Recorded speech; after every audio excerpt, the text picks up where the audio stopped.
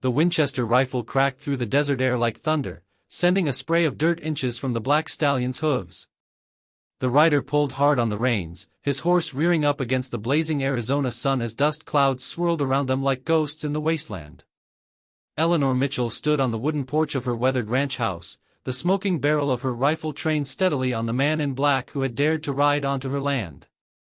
Her calloused hands gripped the weapon with the confidence of someone who had learned to shoot before she could properly read, and her steel-gray eyes held no trace of fear despite the 6 armed men now surrounding her property.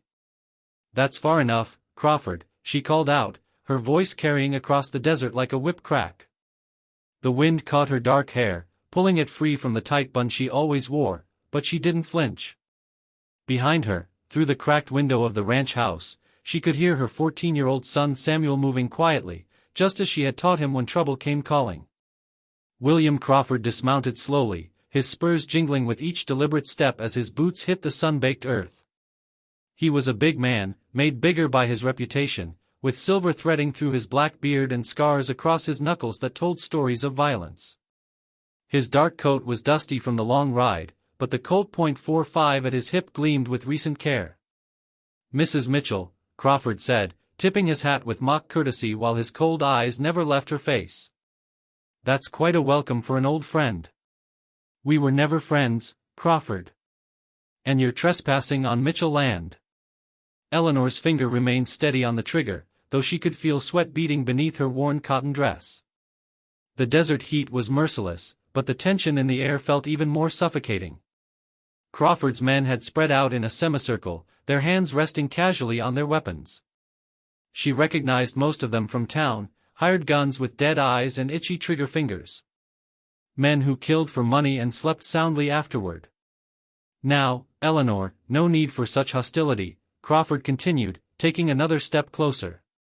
"I've come with a proposition that could benefit us both. Your ranch is struggling. Everyone in Tombstone knows it. The cattle are dying in this drought, and you've got debts piling up higher than the mountains." Eleanor's jaw tightened.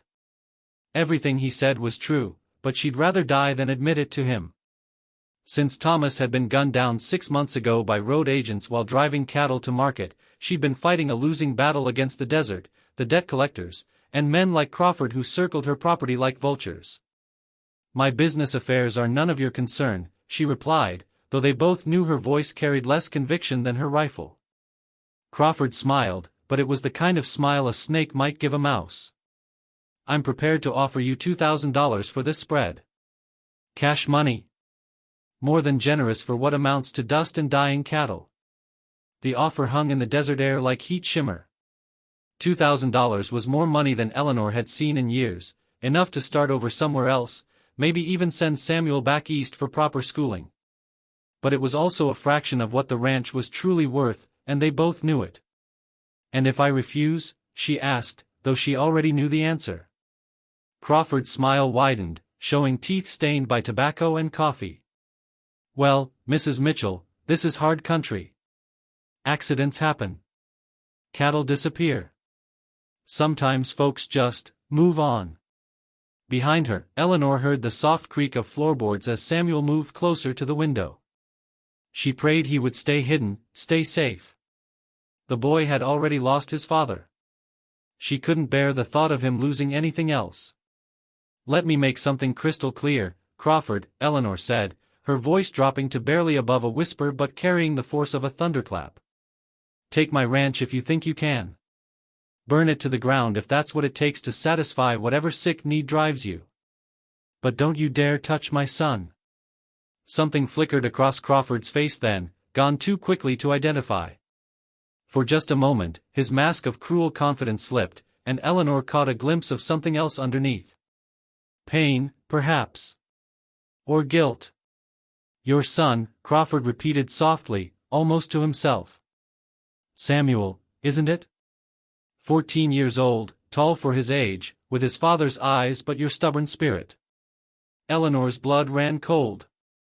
How did Crawford know so much about Samuel? They lived 15 miles from town, and she rarely brought the boy with her when she went for supplies. "How do you?"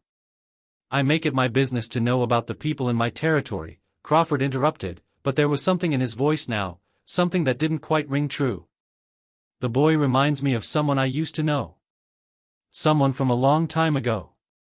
The desert wind picked up, stirring the dust into tiny whirlwinds between them. In the distance, a hawk circled lazily in the merciless blue sky, searching for prey. Eleanor could feel her heart hammering against her ribs, but she kept the rifle steady. "You've made your offer, Crawford. You've got your answer.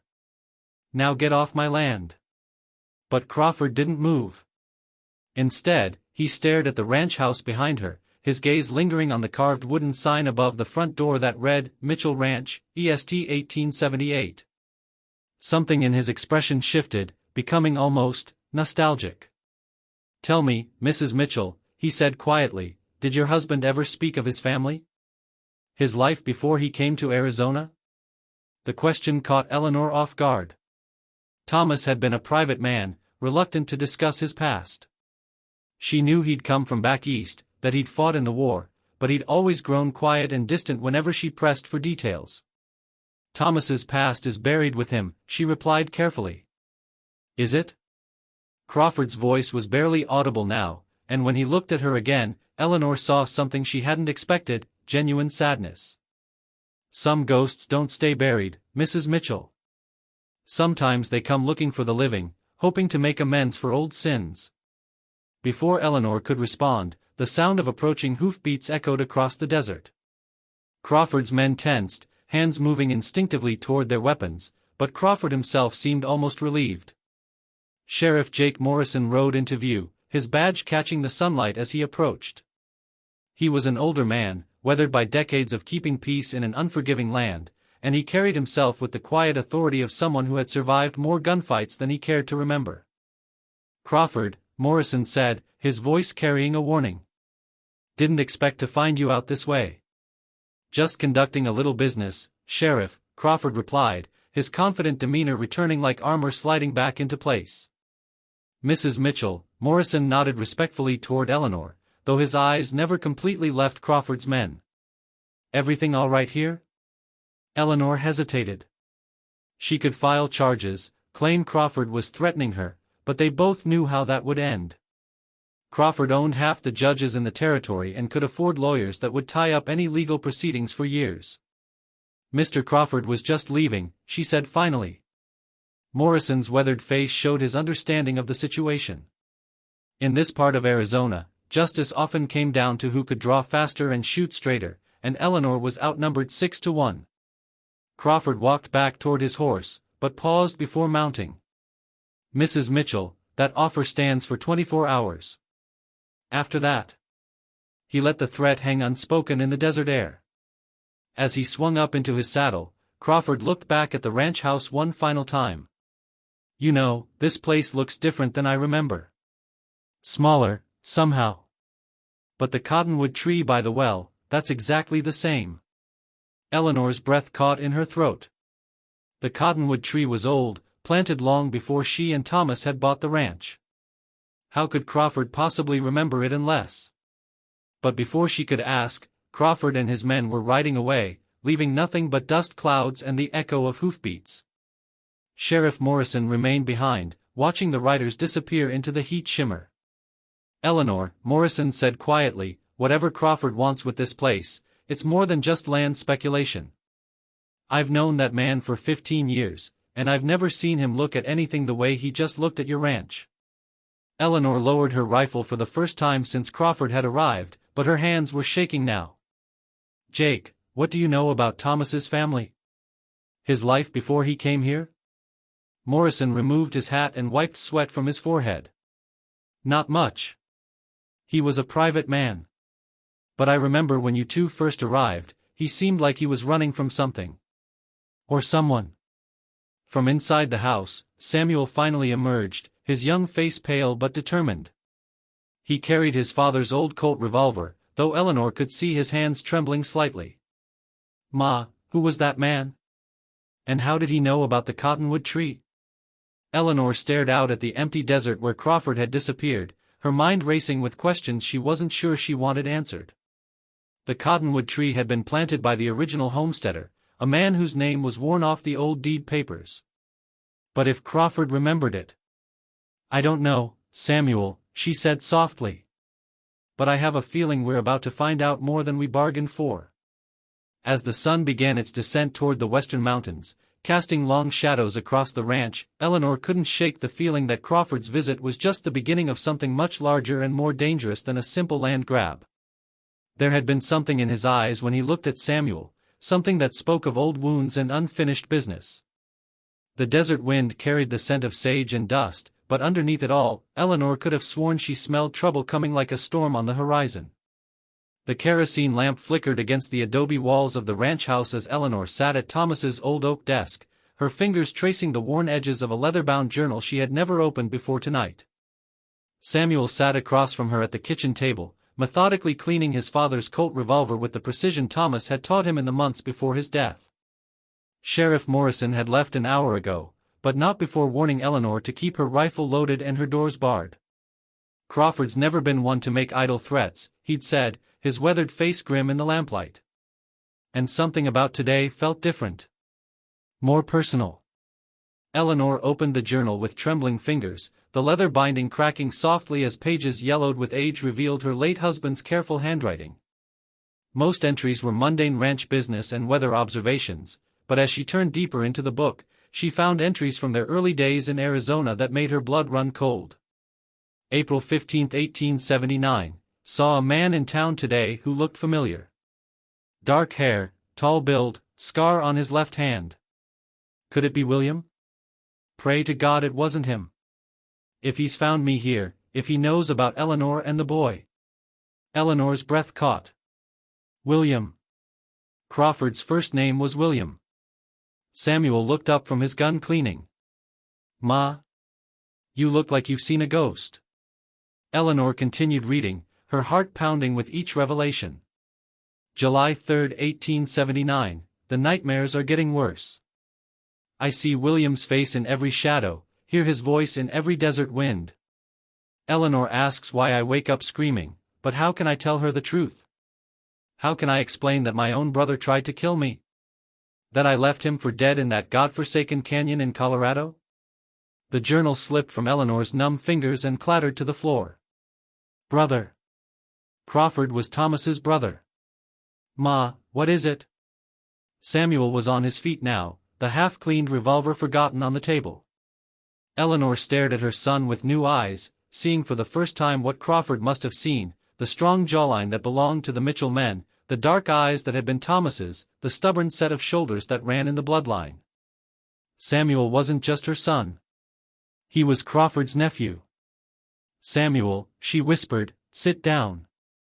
There are things about your father, about our family, that you need to know.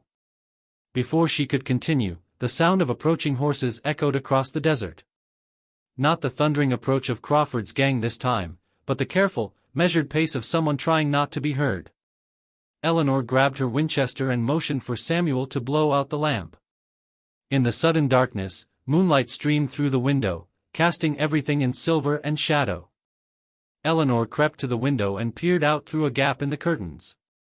A single rider sat motionless on horseback about 50 yards from the house, close enough to be seen but far enough to avoid a rifle shot in the dark. It was Crawford, alone this time, his hands clearly visible and empty of weapons. Mrs. Mitchell, his voice carried clearly in the still desert air. I know you're watching me. I need to talk to you. About Thomas. About the truth. Eleanor's finger found the trigger of her rifle, but something in Crawford's voice stopped her from taking aim. There was no menace in it now, no threat. Only a bone-deep weariness that reminded her painfully of how Thomas had sounded in his darkest moments. Send the boy inside, Crawford called out. What I have to say isn't for his ears. Not yet. Eleanor looked back at Samuel, who was crouched behind the overturned table with his father's Colt clutched in his young hands. Samuel, go to your room. Lock the door and don't come out until I tell you. Ma, I'm not leaving you alone with him. That's not a request, son. It's an order. Something in her voice brooked no argument. Samuel reluctantly retreated to his room, but Eleanor knew he would be listening at the door. The boy had inherited more than just Thomas's looks, he had his father's stubborn streak and his tendency to protect those he loved, even when he was outmatched. Eleanor stepped out onto the porch, her rifle trained on Crawford's dark silhouette. "Say what you came to say." Crawford dismounted slowly, his hands still visible. In the moonlight, she could see he looked older, more worn than he had that afternoon. The confident, threatening man who had ridden onto her property with 6 gunmen seemed like a different person entirely. "Thomas told you he had no family, didn't he?" Crawford began, his voice barely carrying across the distance between them. "That he was alone in the world when you met him?" "Thomas told me what I needed to know." "No," Crawford shook his head sadly. "He told you what he thought would keep you safe. What he thought would protect you from his past. From me." Crawford took a step closer, and Eleanor's finger tightened on the trigger. "That's close enough." He stopped, raising his hand slightly.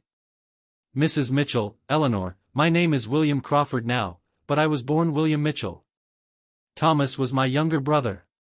Even though she had read it in Thomas's journal, hearing it spoken aloud hit Eleanor like a physical blow. "If that's true, why didn't Thomas ever mention you? Why did he run from his own family?" Crawford was quiet for a long moment, staring up at the stars that blazed across the clear desert sky. When he spoke again, his voice was heavy with old pain. "Because I gave him every reason to run. Because I was young and stupid and greedy, and I nearly killed him over things that seem meaningless now." The desert wind stirred the cottonwood trees' leaves, and Eleanor remembered Crawford's strange recognition of it earlier. "Tell me about the tree. How do you know this place?" "Because I planted it," Crawford replied simply. 25 years ago, when I was barely older than your Samuel is now. This was Mitchell land then, homesteaded by our father, Jacob Mitchell. Thomas and I grew up in that very house you're standing in front of." Eleanor felt the world shifting beneath her feet. The ranch she and Thomas had bought, the land they had called their new beginning, had been his childhood home all along. "Why didn't he tell me?" "Because he thought I was dead. Because the last time we saw each other, I was lying at the bottom of Red Rock Canyon with a bullet in my chest and blood in my mouth, and he was riding away thinking he'd killed his own brother." The anguish in Crawford's voice was unmistakable now, and despite everything, Eleanor felt a flicker of sympathy for the broken man standing in her yard. "What happened between you?" Crawford ran a hand through his graying hair. "Gold. We found a vein up in the mountains, bigger than anything anyone had seen in these parts. Should have been enough to make us both rich, to secure the ranch for generations. But I got greedy. I wanted it all." He paused, lost in memories that still had the power to wound him. "I tried to cheat Thomas out of his share. Hired some men to run him off, maybe rough him up a little. But Thomas was always smarter than me, always one step ahead. He found out about my plan and came to confront me." Eleanor could picture it, Thomas, young and idealistic, betrayed by the brother he had trusted. The pain he must have felt would have been worse than any physical wound. "We fought," Crawford continued. "Not just with words, but with fists and guns. I drew on him first, but Thomas was faster. He always was. When I went down, he thought he'd killed me. But you survived." "Barely. Took me 6 months to heal, and by then Thomas had disappeared. The ranch was sold to pay debts, and I spent the next 20 years trying to track him down. Not for revenge, but to make things right." Eleanor studied Crawford's face in the moonlight, searching for deception. But all she saw was a man carrying 25 years of guilt and regret. "If you wanted to make amends, why didn't you approach us openly? Why the threats and intimidation?" Crawford's laugh was bitter. "Because I'm a fool, Eleanor. Because in 25 years of success and power, I never learned how to be vulnerable again. When I finally tracked Thomas here, when I learned he had a wife and son, I convinced myself that he wouldn't want to see me. That you'd both be better off if I just bought the ranch and disappeared again. But something changed your mind. Samuel." Crawford's voice grew soft. "When I saw that boy today, saw Thomas looking back at me through his eyes, I realized I couldn't run anymore. That boy is the last piece of my brother left in this world, and I've been too proud and too frightened to claim him as family." Eleanor lowered her rifle slightly, though she kept it ready. "What are you saying?" "I'm saying that Samuel is my nephew, and he deserves better than growing up thinking his father's family abandoned him. I'm saying that you're fighting to save something that was Mitchell land long before you ever saw it, and maybe it's time the Mitchells helped you fight." The front door creaked behind Eleanor, and she turned to see Samuel standing in the doorway, his young face pale but determined. "I heard everything," he said quietly. "Every word." Eleanor's heart clenched. "Samuel, I told you to stay in your room. Pa always said a man needs to face the truth, even when it hurts." Samuel stepped forward, his father's Colt still in his hand but pointed at the ground. "Is it true? Are you really my uncle?" Crawford's composure finally cracked, and Eleanor could see tears glistening in his eyes. "Yes, boy. I'm your Uncle William.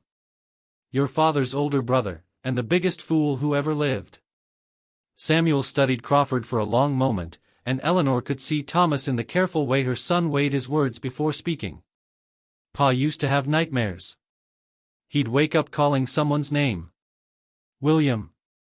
He'd cry sometimes, when he thought I wasn't watching." Crawford closed his eyes, the weight of his brother's pain settling on his shoulders like a physical burden. "He never stopped loving you," Samuel continued. "Even after whatever happened between you. I could tell because he'd get this look when he talked about family, like he was missing something important." "Samuel," Eleanor said gently, "this doesn't change what Mr. Crawford did today. The threats, the intimidation." "You're right," Crawford said, opening his eyes and looking directly at Eleanor. "I handled this all wrong.